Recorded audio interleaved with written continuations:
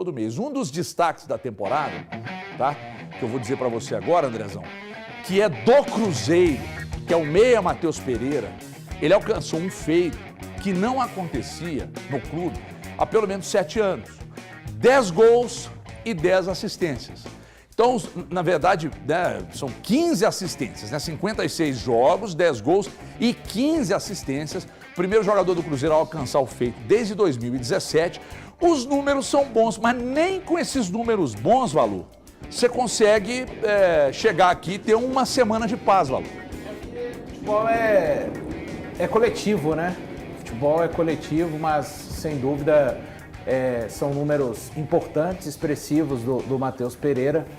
Só aproveitar esse momento, mandar um abraço para o Marcelo e Rafael, pai e filho, que externaram que gostam muito do meu trabalho e, respectivamente, do trabalho de todos aqui nos Donos da Bola. Então, mandar essa mensagem, né, que é tanto chute que a gente recebe nas redes sociais. Então, nesse momento, uma mensagem que nos faz sorrir, a gente tem que trazer também. Então, números importantes do Matheus Pereira, principalmente alcançados ali. Tem um torcedor do Cruzeiro que me xinga dia sim, dia também. Quem? Esse Como cara, é o nome dele? ele é meu xará, ele é Thiago não sei o quê. Eu falo assim, cara, o Valu não esquece o jogo do Botafogo. Para de falar nesse jogo. Cara, é porque assim, se você acompanha a temporada do Cruzeiro, é um jogo que acaba dividindo o Cruzeiro antes e depois, né, na temporada.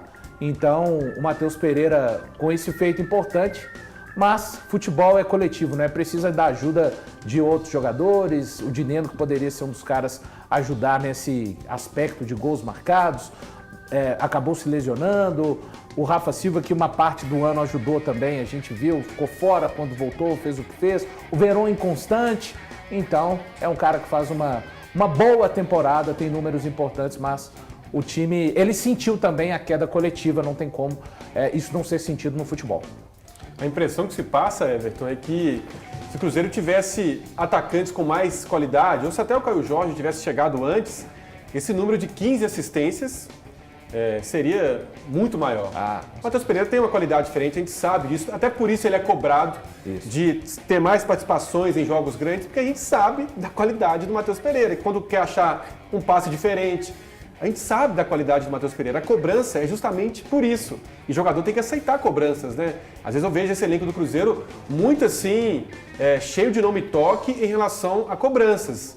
Se o time vence poucas partidas num recorte de 15 jogos, as cobranças precisam acontecer. Se o time entra em campo como entrou contra o Racing, as cobranças têm que acontecer. Então eu vejo esse elenco muito blindado a cobranças, de não aceitar muita coisa não. Agora, o Matheus Pereira tem muita qualidade e por isso ele é cobrado. Agora, fiquei curioso, o jogador que em 2017 fez isso, eu imagino que o Thiago Neves, né? Isso. Que fez muitos gols e assistências naquele ano. Até prometeu, inclusive, naquele ano, que era um jogador que poderia ter outra história para a torcida do Cruzeiro, porque decidia jogos grandes, ia muito bem em clássicos, mas o final do Thiago Neves deixa a desejar. E em 2016 o Arrascaeta também realizou esse mesmo feito. E o Luciano falou da questão, né, do elenco não lidar muito bem com as cobranças, né? Esse elenco comprou muito também aquele discurso do Ronaldo que está aí até hoje, né? Porque estamos reconstruindo, porque já está bom demais, porque o Cruzeiro ficou 3 anos na Série B, né? Então esse discurso ele tem que acabar ali no Cruzeiro. Os jogadores têm que esquecer isso e pensar, não, beleza, eu não estava aqui, agora é outra coisa.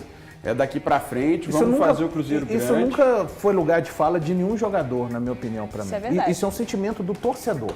Não, Desculpa. Os jogadores eles estão muito assim também. Depois da derrota, depois do jogo mas contra não o tem Racing, que eles ter. falaram Jogador tem que treinar e jogar. Não tem que contar. Não tem já que escutei contar falando história. também. Sim, Jogador falando. não, mas Eles é que não tem falaram que isso, estão escorados Isso é uma coisa que tem que ser proibida. Quando o Matos falou num determinado momento que é necessário tirar um pouco desse sentimento do Cruzeiro, de falar em reconstrução, que está fazendo reformulação dentro do Cruzeiro, tirando pessoas com esse pensamento. Acho que uma coisa que tem que estar na cartilha para 2025 e quando eu digo isso aqui, pessoal, só para deixar claro, eu não estou querendo cercear o direito do jogador se expressar com a imprensa, não. Mas não contar essa história. O torcedor do Cruzeiro está enfarado de ouvir gente do Cruzeiro falando estamos em reconstrução. É porque dá entendimento, então tá, você está em reconstrução e É pro Cruzeiro ser isso?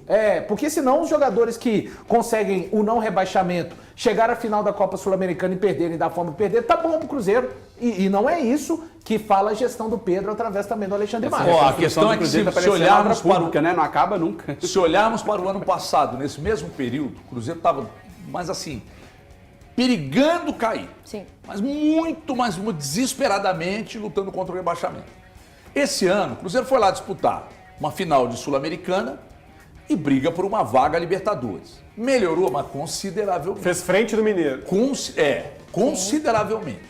Não tem nem o que discutir. Só que, por que eu coloco muito na conta dos jogadores? Eu estou, através das declarações, e eles falam muito bem, né? Só que às vezes eles falam mais do que deve.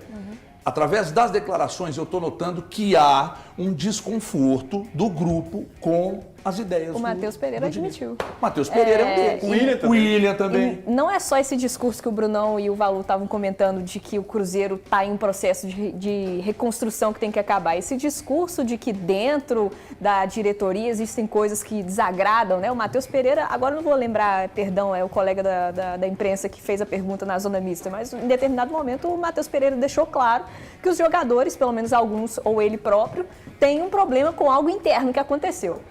A gente tira de conclusão que esse algo interno é a troca do Seabra.